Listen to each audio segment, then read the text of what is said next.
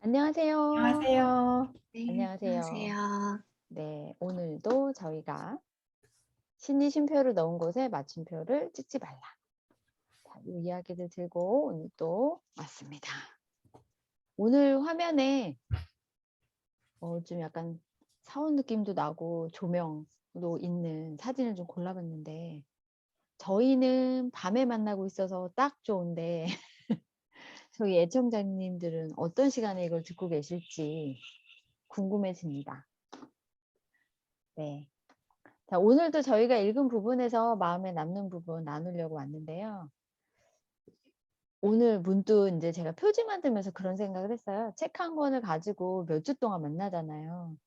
그러면 저희가 나눈 이야기만 들으셔도 책에 대한 느낌이라던가 이런 거는 어느 정도 받으실 수 있겠다. 그리고 책을 읽으시는데 도움이 될 수 있겠다라는 그런 생각을 좀 잠시 해봤습니다. 자, 오늘은 그러면 인도의 우화에 있는 내용을 가지고 또 나눌 텐데요. 자, 우리 사랑님이 선택하신 부분이 앞쪽에 있어서 먼저 이야기 나눠주시면 감사하겠습니다. 마이크가 꺼져 있어요, 사랑님. 네, 제가 요번에 나눌 이야기는요. 219페이지의 신에게 가는 길을 춤추며 가라 파트입니다. 여기 나오는 스토리는 나란다라는 그 사람이 나오는데 부모님이 어렸을 때부터 웃는 자들을 많이 섬기라고 했어요. 그래서 그렇게 어머니의 유언대로 웃는 자를 따라다니면서 명상하는 법도 배우고 기도하는 법도 배웠고 그래서 그렇게 기도도 많이 하다 보니까 메신저 역할을 하는 그런 사람으로 성장해 갑니다. 그러면서 이제 다른 사람들의 고민이나 이런 거를 나오는데요. 저 요즘에 인제 연말이다 보니까 친구들이 사실 점을 보러 많이 가거든요. 그래서 저희 친한 친구들끼리 단톡방을 있는데 되게 유명하다는 점집에 많이 몇 명이서 갔다 온 썰이 있어요. 그 사람들이 뭐 인제 그렇죠. 그 점쟁이들은 뭐 기도하고 뭐 메신저 역할하고 뭐 어떻게 보면 그럴 수 있는데 불안한 마음에 친구들이 되게 많이 물어봤어요. 막 이렇게 얘기하는데 좋은 얘기를 해 주면 물론 좋고 돈 많이 벌고 그리고 "앞으로 되게 잘 될 거야."라는 메시지를 던져 줬으면 이 친구들이 나 인제 앞으로 좋게 봐." 그러는데 그런 얘기를 안 하고 점쟁이가 "아 이거 조심하고 뭐 애기 이거 안 좋으니까 조심하고." 그러니까 불안감에 또 돈을 쓰고 옵니다. 그게 뭐냐면 30만 원 내면 촛불을 하나 줘요. 그러면 거기에 인제 메신저가 이렇게 기도를 해 주는 그런 건데요. 어떻게 보면 뭐 자기의 애땜이나 이런 거를 불안하니까 그 사람들에게 돈을 줘서 이렇게 좀 이렇게 마음의 이안을 삼고 그리고 심리적으로 이렇게 기대고 막 그런 영향이 있는데요. 제가 봤을 때는 그 돈은 차라리 자기 지금 현재에 집중하고 그리고 내가 정말 행복한 거 자기 자신이 되게 집중해야 되는데 친구들이 간혹 가다 거기에 빠져서 돈 쓰고 와서 후회하는 걸 많이 보니까 되게 안타까운 적이 저도 많이 느끼더라고요. 그래서 이 책을 보면서 '진정한 메신저가 뭘까?'라는 생각이 많이 들거든요. 우리가 타인이나 그리고 뭐 유명하다는 사람이나 뭐 지인들이나 막 이런 수행장 하는 사람들 뭐 많죠. 뭐 좋은 사람들도 있어요. 뭐 목사님, 뭐 신부님 이런 거 물론 좋지만 정말 중요한 거는 자기 안에 메신저가 있고 그리고 그 자기가 정말 좋아하고 자기가 지금 현재 어디에 알아차림에 대해서 집중하느냐에 포커스를 맞추는 게 되게 중요하다고 생각이 들거든요. 근데 여기 나오는 게 뭐냐면 어떤 젊은 청년이 진짜 막 춤을 추고 있는데 그 청년에게 메신저가 계속 물어봐요. 너 고인이 뭐니 뭐 너 이렇게 알아봐 줄게." 막 그런데 정작 청년은 그게 그렇게 중요하지 않단 말이에요. 지금 현재 춤을 추는 게 되게 중요하니까 즐기는 삶. 그래서 어떻게 보면 here now 지금 이 순간에 내가 정말 기쁘고 내가 정말 지금 현재에 집중하는 삶이 제일 행복하고 불안하지 않고 그리고 정말 그게 '앞으로 가야 할 방향이 아닌가.'라는 생각을 많이 듭니다. 제가 왜 이렇게 얘기를 드렸냐면요. 사실요 제 친한 친구들 따라서 예전에요. 정보를 진짜 많이 갔거든요 사실 제가.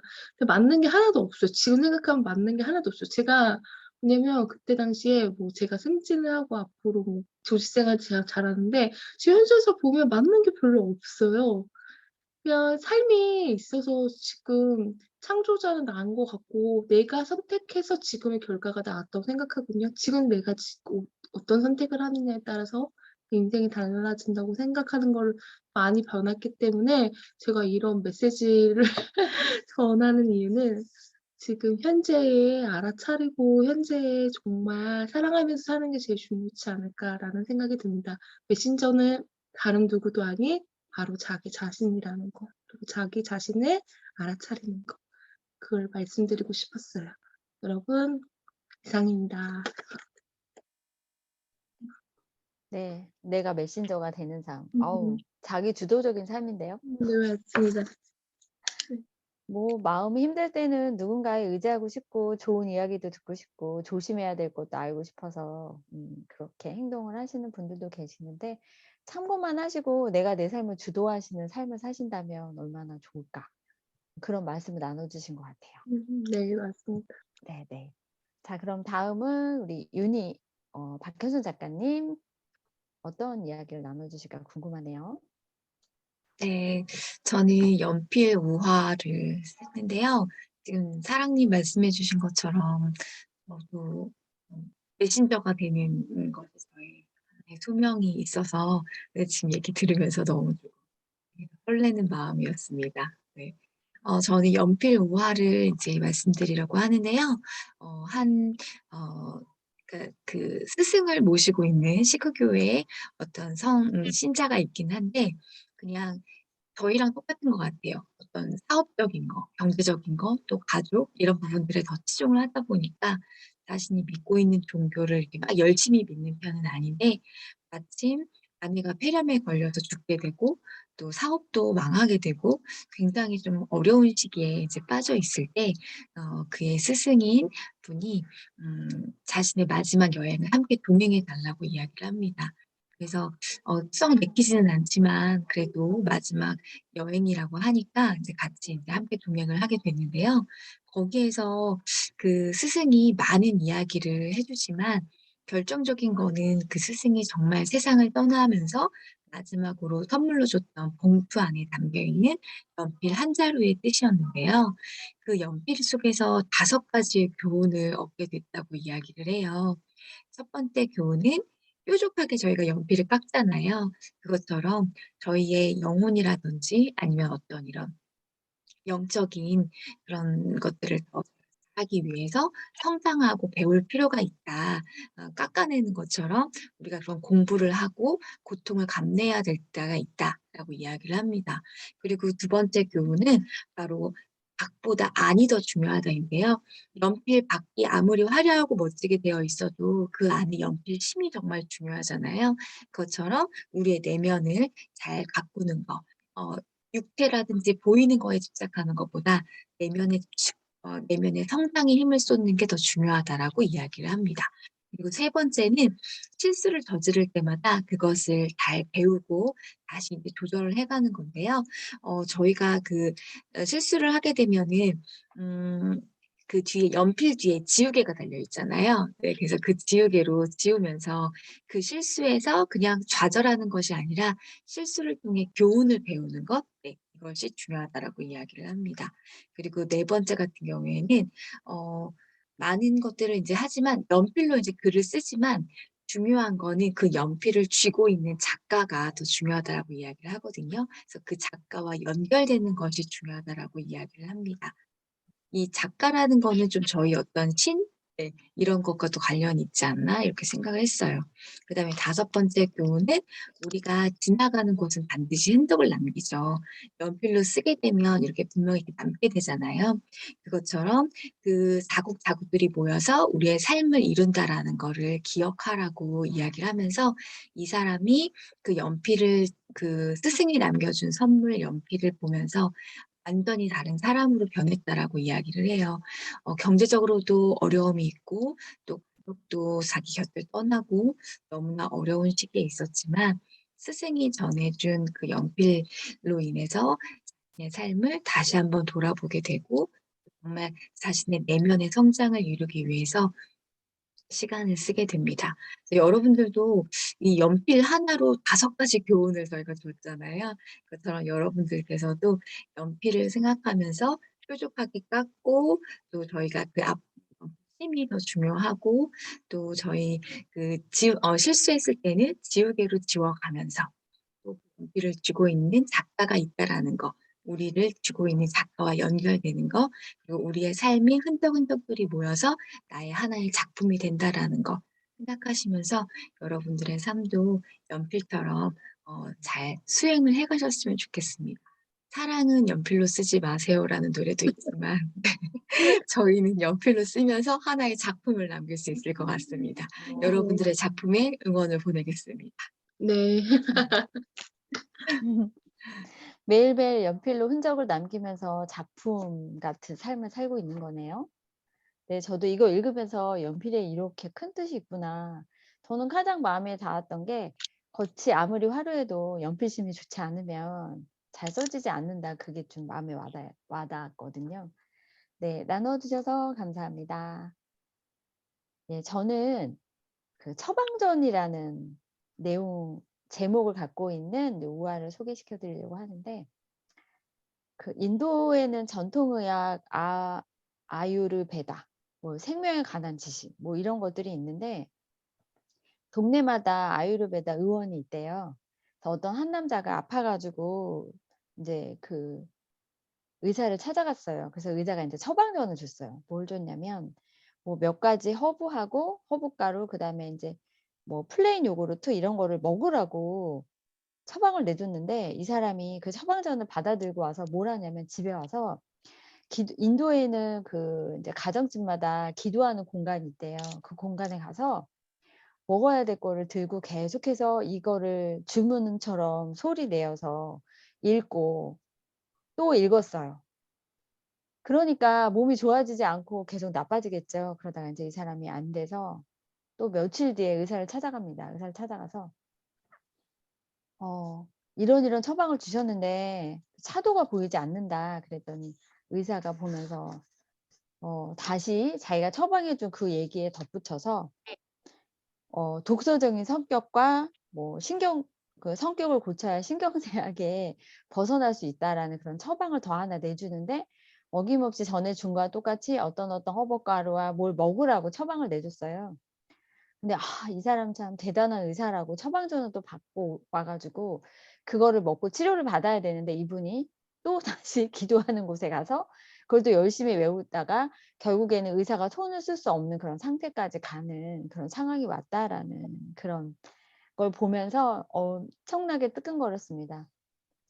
사실 우리가 지금 읽고 있는 책도 "신이 쉼표를 넣은 곳에 마침표를 찍지 말라." 이 책을 보면 처방전 같은 내용들이 많아요. 그래서 어떻게 행동해야 되고 어떤 마음을 가져야 되고, 아까 윤희 작가님 말씀해 주셨듯이 연필 같은 그런 삶을 살아야 된다는 그런 교훈들이 있는데, 그거를 열심히 읽기만 하고 말만 하고 행동하지 않고 있지 않았나.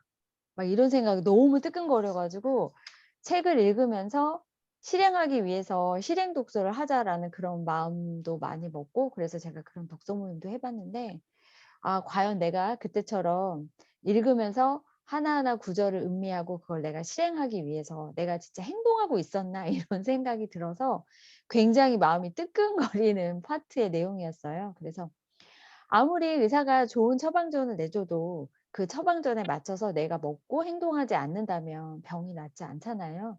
책도 마찬가지인 것 같아요. 책의 안에 있는 내용들도 우리가 소화를 시키고 그다음에 꼭꼭 씹어 먹고 또는 행동을 해서 내 것으로 만들 때 그때 내 삶에 적용이 되고 내 삶이 성장하고 또 아픈 것도 치료되지 않나, 그런 생각을 해 봤습니다. 여러분들은 책을 읽으면서 어떤 독서를 하고 계시나요? 한번 생각해 보시는 시간 가졌으면 좋겠습니다. 자, 저는 여기까지 나누고요. 자, 이번에는 우리 베이킹 걸님 나눠 주세요. 네. 어 제가 읽은 부분은 이야기 나눌 부분은 "독수리들은 그 후 어떻게 되었나." 제목은 이건데요. 그 독수리들이 이제 생존을 위해서 굉장히 여기저기 떠돌면서 살잖아요. 사람과 다르게. 그래서 어느 날 발견한 푸른 섬에서 그냥 굉장히 평화롭게 살 수 있고 환경 조건이 좋아서 이제 거기에 머물자고 그렇게 얘기를 하면서 갔어요. 그리고 마침 그 독수리들을 위협하는 사자나 호랑이란 맹수들이 없는 데여서 너무 최적의 공간이다, 환경이다 그러면서 거기 가자 그랬더니 그 무리 중에 나이 굉장히 많은 늙은 독수리가 여기는 있으면 안 된다. 이런 환경에 머무르면 너무 환경 완벽하게 나한테 좋으니까 게을러지고 또 편안하게 놀게만 된다. 그러니까 여기는 안 된다. 그랬더니 왜 굳이 힘들게 여기를 떠나야 되냐. 여기가 최적이다. 그러면서 다른 독수리 무리들은 이제 머물고자 했고 그 늙은 독수리를 같이 동의하는 독수리들이 없어서 늙은 독수리만 그냥 거기를 떠났어요. 그리고 거기에 머무르게 됐는데 나중에 그 늙은 독수리가 한 1년쯤 지난 후에 뭐 궁금해서 어떻게 지내나 가봤더니 그 남아있던 독수리 무리들이 모두 다 이제 병들어서 너무 힘이 없고 굉장히